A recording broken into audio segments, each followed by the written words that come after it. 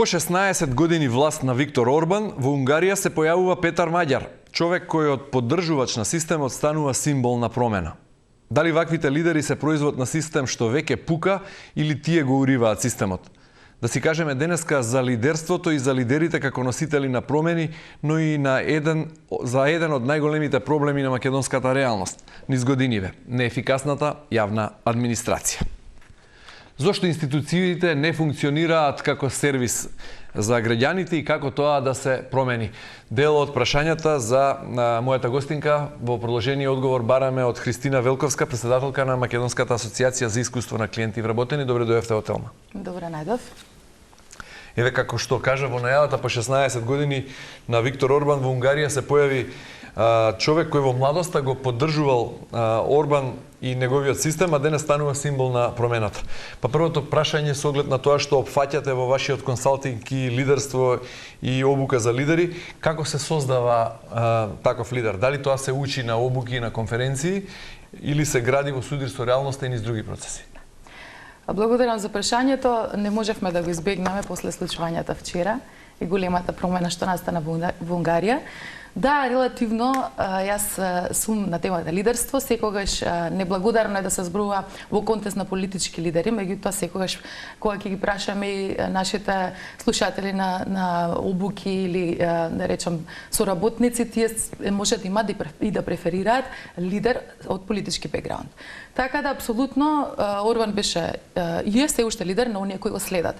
Лидерот всушност се појавува во време кога го идентификува незадоволството кај народот од одредени системски потреба од системски промени, промени кои што се јавуваат во однос на еволуцијата воопшто во општествата, и тој на два пати се јавува како успешен во тоа да во самиот почеток на својата кариера носи некои нови промени, го фаќа моментот што е потребно за тој стар систем, да се, значи, малце повеќе либерални ставови, малце повеќе отворени демократски, меѓутоа после, нели, и на тоа многу луѓе ја бараат таа промена, многу луѓе се осеќаат и од тие економски промени во тој период не инволвирани во државата, го добиваат своето место и станува една навистина масовна, да речем, поддршка за неговото лидерство и партијата. Сега зборуваме за Маđар. Сега зборувавме за него во однос на тоа како настанал и после тоа ја менува политиката, оди во друг правец. И повторно се фаќа на некои други незадоволства на луѓето, со миграцијата, со други економски кризи, така натаму. Сега, повторно се случуваат промени кај луѓето, потреба од промени, и тој тука веќе не одговара на тоа што го барат луѓето, и затоа се јавува ново лидерство. И тука во лидерството главно е дека оној кој што доаѓа на власт, создава визија, ја пренесува својата визија, создава влијание и потоа полека системски пристапува до своите гласачи за да одговори на нивните потреби. Ајде да го конкретизирам прашањето. Дали лидерите од типот на Петар Маđар, нешто што му успеа нему, а не им успеа претходно на многу голем број опозиционери во Унгарија, се производ на систем што веќе пука од внатре, значи ослабен Орбан и неговата Фидес, или пак лидерите, луѓето како Петар Маđар го уриваат системот на Орбан? Значи за една голема промена ваква, како сега со Петар Маđар, всушност е потребно да се земе и незадоволството од постоечкиот систем. Значи, тоа е една формула за промена, за да повлече промена.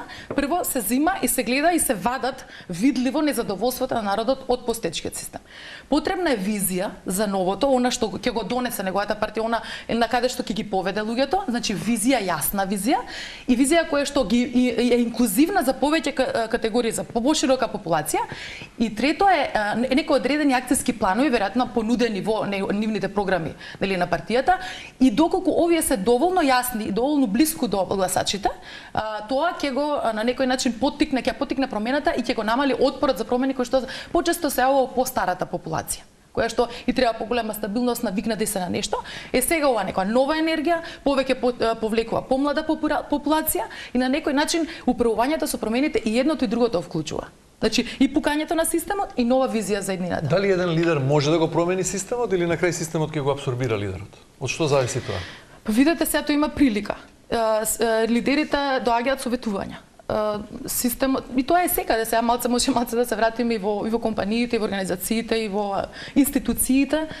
шансата е дадена сега и едноставно сега е потребно да се направат соодветните трансформативни промени кои што треба да им треба некое време да го покажат своето лидерство. Значи не се покажува лидерството со самата победа, него дали во првиот мандат, да речеме, прв мандат е доволна се осети некоја поголема трансформација.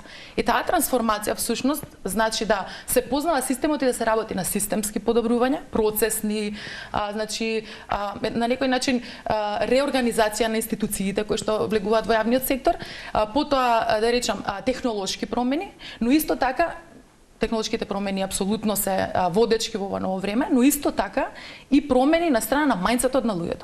Ние мора да знаеме дека од една страна се соочува Европа со старење на популацијата и таа има отпор кон промени од типот на нови технологии и мора да се некако доближат новите технологии до постарата популација што е вработена, но во исто време организациите е потребно да бидат спремни за еднината на работната сила. Една Z генерација влегува на работа и таа Z генерација носи нови вредности и нови очекувања, поголема потреба од смисла на работното место, од транспарентност, од вистинско лидерство, помала толеранција на работи кои не чинат. Како да речеме што ние да речеме постарите генерации, јас се ставам во тие постари нормално, не сум ни Z ни милениалс, така да генерално сме биле потолерантни на некои системски да речам неправичности. Младите не се толерантни и сега треба да се одговори и на постарата популација, да не се направи стрес од промена, а всушност да се избалансира тој меѓугенерацијски јас што се јавува во институциите. Тоа е една, може да се каже, главна тема која што ќе треба да се Вие теоретичарите умеете да го врзувате лидерството со промени.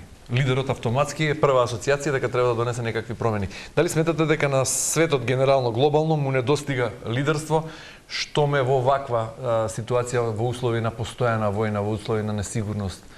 Му недостигаат ли на светот вистински лидери и зошто, ако одговорот е потврден, зошто е тоа така? На светот сега ќе кажеме дека сите тие кои имаат следбеници се лидери. На сите позиции секаде во светот каде што ги следат луѓе, тие се лидери. Но вие можеби сакате да ме прашате како вредносен систем имаат тие лидери. Како вредносен систем ќе направи подобро живење за луѓето, подобри организации, подобри компании. Да, јас секогаш сум поборник не како теоретичар, бидејќи сум практичар. Со големо искуство баш во спроведување и во лидерство, и во менаџирање, и во трансформација на компании. Практично, без вистински вредности, ние практично не можеме да го износиме лидерството и визијата која што сме поставиле на почетокот. Така да секогаш првите години се тест и на овие промени и секогаш за да се покаже дека на вистина ќе се овозможат оние промени кои им требаат на граѓаните и дека ќе се истрае, бидејќи видете, ние луѓето сме научени да функционираме, ние така природно, ние во циклуси. Годишен циклус, или годишни времења, годишни цели на компанијата, годишни некакви реформи, така на така рокови, така. И ние ги следиме, гледаме што се случува. Меѓутоа и генерално ние треба да го следиме прогресот во повеќе години на подсвесно ниво, значи да може мајндсетот на луѓето полека да се менува, бидејќи мајндсетот на луѓето е база на организацијската култура која ние сакаме да ја промениме.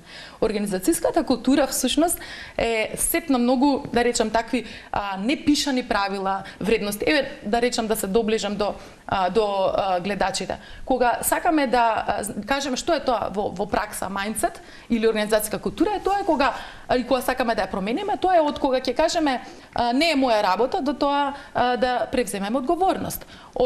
Значи од тоа дека ништо не чини на работа, тоа да видиме јас што можам да направам да чини тоа за кое што сме одговорен. Значи на начинот на кој соработуваме со луѓето, начинот на кој комуницираме, начинот на кој имаме однос кон сопствената работа, сето тоа ја прави културата и после ние велиме тоа е професионален однос, да, апсолутно, за еден професионален однос и во јавна администрација, и во компаниите каде што треба да испорачаат и сервис кон граѓаните како кориснички услуги и продукти, и производи така натаму, апсолутно мора да има вредносен систем кој што ќе направи на одржлива на долг рок и компанијата, а и институцијата успешна во својата мисија. Добро, во одговорот на ова прашање веќе ги добревте прашањата за кои сакам да зборуваме во продолжение. Вие како консултант, експерт за HR, односно за човечки ресурси, еве за лидери и како асоциација која го мерите задоволството и искуството и на клиентите, но и на вработените, најконкретно прашање би било зошто ние во Македонија еве 30 и кусур години, 3,5 децении од независноста, граѓаните најчесто од институциите излегуваат незадоволни. Каде е проблемот, во системот или во луѓето, со оглед на тоа што имаме голем број на теоретичари, практичари, консултанти, експерти за човекови ресурси, а повторно имаме неефикасна јавна администрација и недоволно добро организирани компании. Честни исклучоци, значи тоа ги прави компаниите успешни или помалку успешни, меѓутоа и во приватниот сектор недостига подобра организацијска структура, веројатно, меѓутоа највидливо тоа е во јавниот сектор, каде што еве 3,5 децении не е доволна, односно оценката за јавната администрација е неповолна. Ќе зборувам од искуство. Значи, за среќа сум имала прилика да работам во државна институција Народна банка, која е доста, да речам, системски средена, стегната. Сум била на проекти по министерства и државни институции, кои што сум можела да видам од внатре, од прилика, зошто настануваат проблемите. А проблемите настануваат на организациите од внатре и тие се пресликуваат надвор. Затоа ние во нашата Македонска асоциација за искуство на клиенти и вработени, само момент. Ние, значи, во наша асоциација велиме дека тоа се двете споени, значи, страни на паричката. Доколку немаме задоволни вработени кои се почитувани, кои што се добро насочени, кои што ги имаат своите цели, кои имаат добри вештини, кои имаат алатки, систем, технологии, тие не може да испорачаат добри услуги кон клиентите, односно граѓаните. Тоа се случува и во јавниот и во приватниот сектор. Со тоа што во приватниот сектор е поповолно, бидејќи има поголема автономија на носење на одлуки, побрзо носење на одлуки, собствениците на компаниите, менаџерските тимови се да речем повеќе агилни менаџери. И ако можам да направам некоја подоба, не дека е сјајно и во приватниот сектор, во приватниот сектор исто така може да се случи топ менаџментот да има многу големи желби и да речам стратегии, меѓутоа средниот менаџмент да не е добро инволвиран. И тука постои недостаток на менаџерски лидерски вештини, бидејќи се унапредуваат луѓе кои што претходно не воделе организации, тимови, не располагале со ресурси кои треба соодветно да ги планираат и располагаат. Така да се брза многу и не се посветува доволно време на градење на тие менаџерски лидерски вештини кои се посебен сет на вештини за луѓе кои што ќе се назначат на менаџерски позиции. Ова е уште полоша. Опис, диагноза на состојбата што веќе сите ја чувствуваат, ја знаат и имаат таква перцепција. Прашањето беше зошто е тоа така? Велам затоа што се тргнува во, да речем, во јавниот сектор, сега ќе се префрлам. Јавниот сектор ние цело време зборуваме за одредени реформи, а всушност тоа се одредени трансформацијски вакво процеси кои што и треба да им се даде време. Значи, треба да има насока и лидерството тука во државните институции, во јавниот сектор, не е доволно само да ја постави стратегијата. Потребно е да издржи до крај во спроведување на истата оперативно. Значи, дека треба да ги предвиди сите аспекти на трансформацијата, како што кажав, тие се процесни, технолошки и културолошки, односно потребите на луѓето. И било кој од овие аспекти да се изостави, се изоставува значаен елемент од комуникацијската стратегија, стратегијата на промена, и не се изодува до крај промената. Се гледа како еве ние во наше време направивме тоа и тука застанува нештото. Значи нема конзистентност на промената за да се видат тие некои, да речам, индикатори за успех кои се. И затоа ние велиме искуството на вработените е еден ран индикатор на ризици дали добро се спроведуваат промените. Кој ќе ви каже? Нема да ви кажат технологиите кои користите, апаратурата или компјутерите или било што како оди промената, ќе ви кажат луѓето. Во исклучување на човечкиот инпут фактор, не прашување на време, не давање на доволно прво и инклузивност, вклучување, а потоа и можност да се слушне гласот на вработените, се изоставува и можноста да се има една предикција, да речам, предвидување на тоа што може да ни се случи по патот на промените. Бидејќи промените не се едногодишни. Трансформација на организација од голем карактер, па и на мала организација треба 2-3 години, а посериозна промена на култура и трансформација на организација и треба најмалку 3 до 5 години. И сега ви кажете ми која организација кај нас следела прогрес на некој акцијски план за промени од 3 до 5 години, или чека оваа година, наредната дали ќе бидеме, дали ќе останеме, дали ќе останам јас како лидер, дали ќе ми биде тој тимот и така натака. Значи едноставно тука треба, затоа велиме дека во јавниот сектор е потребна политичка волја, за да се даде простор на одредени промени по долго време, ама и тоа да биде контролибилно. А во приватен сектор е потребно да се постават приоритети кои што се исто така значени луѓето, не само бизнисот, односно резултатите, односно финансиите, бидејќи тоа вака би дошло. Луѓе за успех, а не успех на сметка на луѓе. И тука е многу, и ова баш може да се каже дека е филозофија на гледање, бидејќи на крајот се доаѓа до тоа да имаме успех, ама ако одиме преку потребите на луѓето и добросостојбата на луѓето, ја мериме, ја земеме во предвид, тогаш сигурно ќе дојдеме до резултатите, ама ќе имаме и здрави луѓе кои ќе ни носат бизнисот и днината на компанијата и на долг рок. Добро, спомнавте индикатори, мерливост на успех и на задоволство, и вие веројатно како Македонска асоциација за искуство на клиенти вработени правите истражувања. Еве, сте направиле ли мерење? Имате ли некаков индикатор кога последен пат граѓанин излегол задоволен од шалтер на некоја институција во Македонија? За жал, или имате ли конкретни истражувања што најмногу не функционира на шалтерите во Македонија? Видете, за жал за јавен сектор, мислам дека ќе треба да се обратите до други невладини организации кои ги прават тие истражувања. Јас можам да ви кажам дека ние правевме истражување во приватен сектор и гледавме баш организацијско здравје на одредени компании кои што се вклучија доброволно во процесот.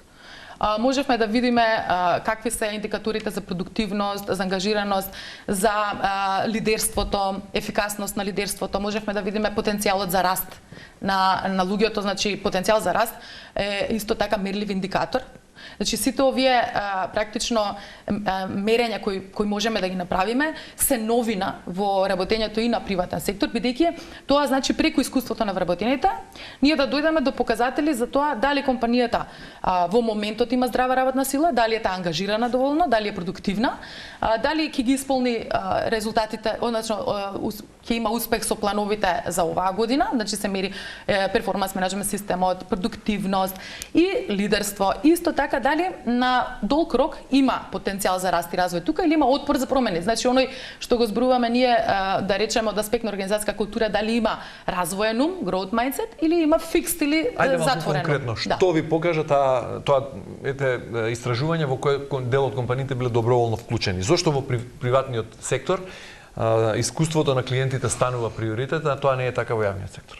Па велам, јас моето искуство е дека овие соработки беа на база на отвореност на одредени компании кои што се да речем помодерни лидери кои не се плашат да ја согледаат реалноста во сопствената компанија. Зашто многу често се случува да овие мерења бидат согледани од страна на лидерите или менаџерите како ризик, што ќе излезе, што ако не сум доволно добар, што ако не ме сакаат вработените, што и сега ние практично велиме нема лоши резултати бидејќи ние не одиме кон тоа да ги видиме резултатите, да видиме и тоа е се доверливо нормално.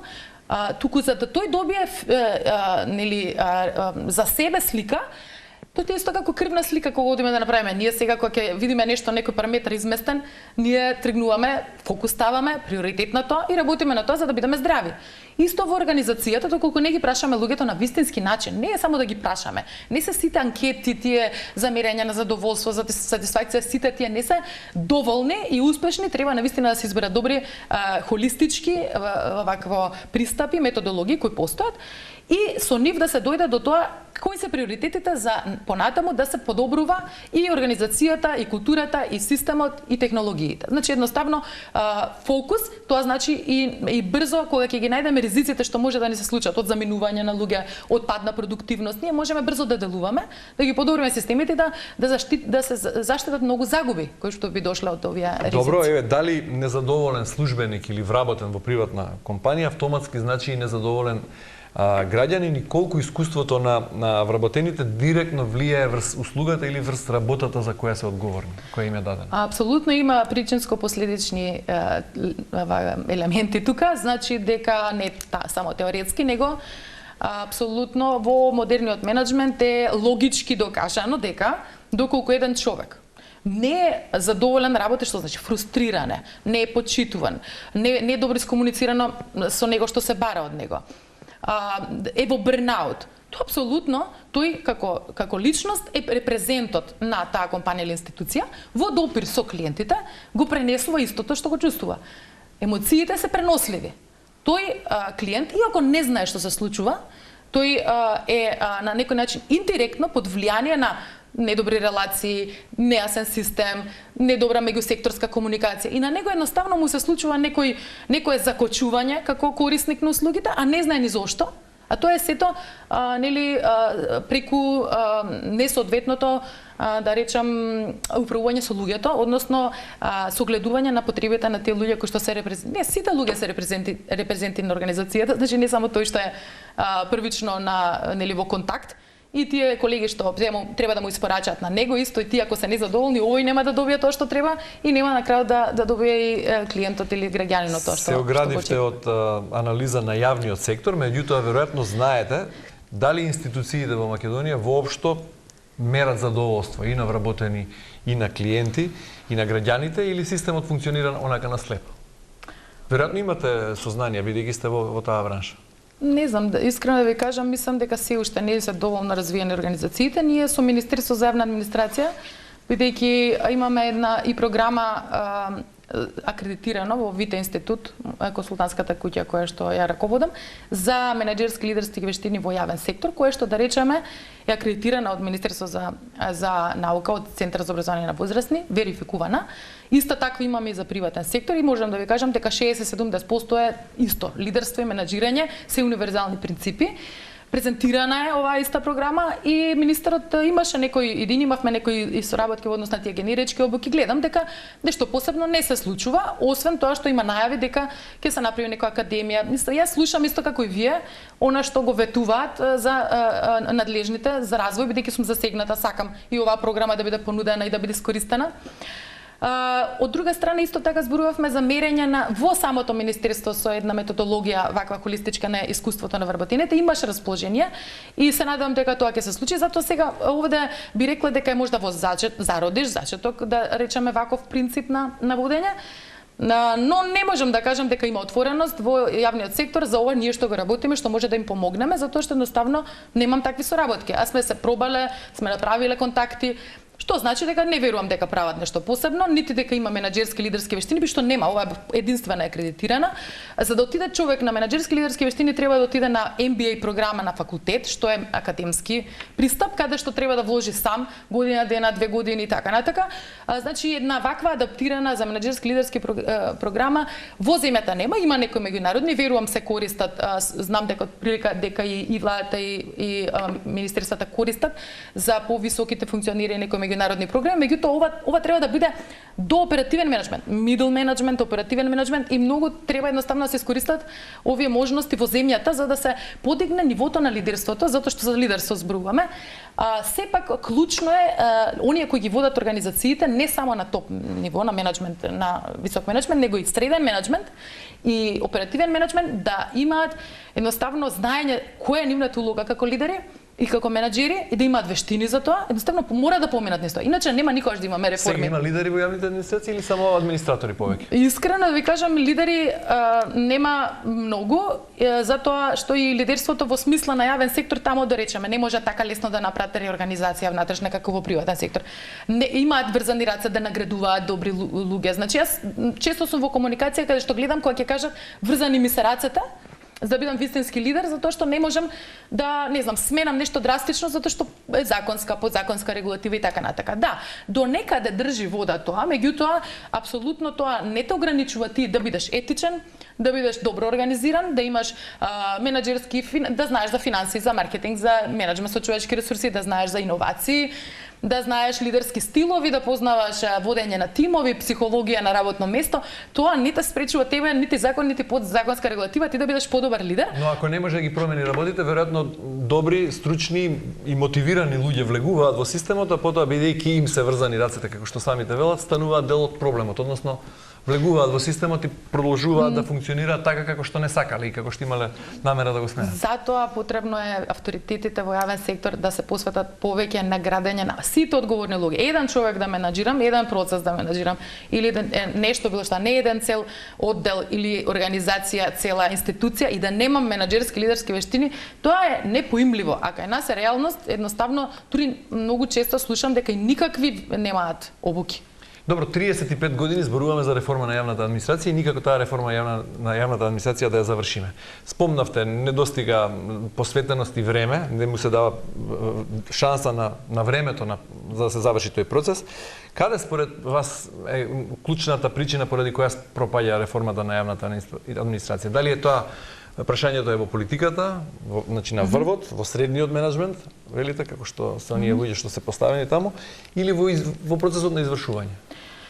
Секаде помалку, меѓутоа времето секако поминува. Времето дали ќе го дадеме на вистински начин или ќе ни помине секако. Меѓутоа работата е што големите визии на лидерите од највисокото ниво треба време и вистински начин да се пренесат на средниот менеджмент за да и одредена автономија на одлучување. Исто така да се зајакне средниот менеджмент, значи да ги води во организациите процесите. Јас некој искуство што го има во минатото со министерства, што се случува? Ќе дојдат министер или да речам во јавна институција некој директор, има одреден план за работа и тој и многу голема динамика.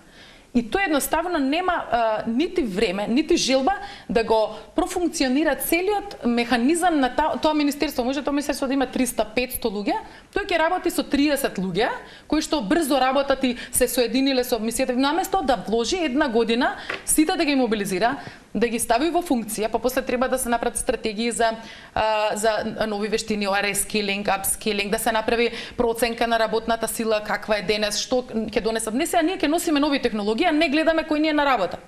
Дали ќе ги користат тие нови технологии? Или пак од друга страна има ситуација каде што влегувам, оперативниот план на министерството не е искористен 60%. Како е возможно со 40% оперативен план, буџет за оперативен план во годината да не се како ќе се направат набавки за нови технологии, да видиме во тек нормални услови за работа. Значи сите аспекти се значени, затоа ние велиме за да си добар и лидер и менаџер, потребните се двата сета на вештини.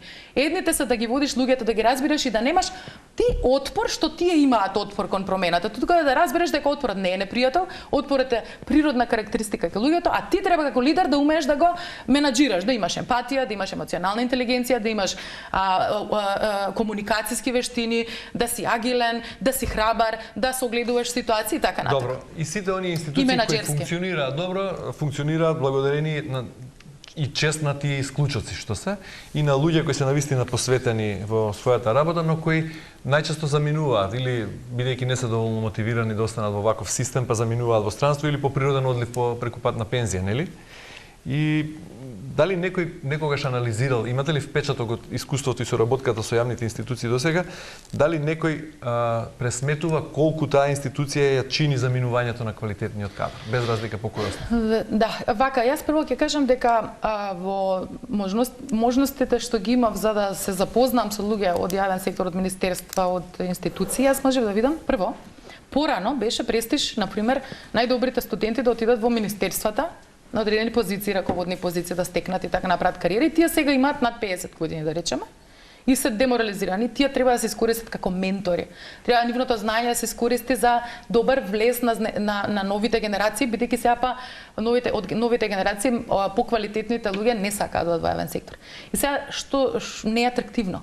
Сега треба тие што ќе влезат да се моделираат. Мора да се работи со нив. Едноставно сите се тие наши граѓани. Ние не може да кажеме овие чинат, овие не чинат. Ние мора на сите да им обезбедиме соодветна поддршка. Јас кога зборувам за менаџерски лидерски вештини, дека немаат, ја не сакам да ги критикувам тие луѓе што се на таа позиција. Јас сакам да ги поттикнам да се стекнат. А на самите авторитети на институциите да им се овозможи, прво мора да се планира буџет, па да се направат обуки, па да се не само обуки, реални искуства, нели, да се стекнат како менаџери, да се мерат. Има многу, да речам, тоа е вистинско учење да се направи и за лидерството и за менаџирањето, а од друга страна постарите генерации да може исто така да бидат во ситуација да научат нови вештини, а не да се плашат од новите технологии. Тоа е со план се работи. HR департаментите на кое ниво се во јавниот сектор? Тие се вистинските управувачи со промените. Јас доаѓам од таков бекграунд и можам да кажам дека бидејќи никому не му е за задача, освен на менеджмент со човечки ресурси, ако има добра комуникација со менеджментот, ќе предложи процеси добри за управување со перформансите, за управување со промени, за кариерен развој, така натака идентификување на таленти, развој и сето она што му е задача на HR.